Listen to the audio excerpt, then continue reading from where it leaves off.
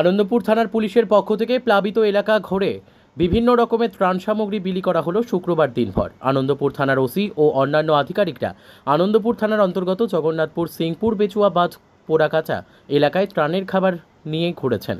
গ্রামবাসীদের প্লাবিত অবস্থায় কী কী সমস্যা হচ্ছে সেগুলি শুনে তাদের যথাসম্ভব সহযোগিতা করার চেষ্টা করেছেন।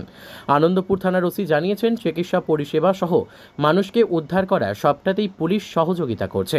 প্লাবিত এলাকায় গ্রামবাসীদের ফোন নম্বর দেওয়া হয়েছে কন্ট্রোল রুমের।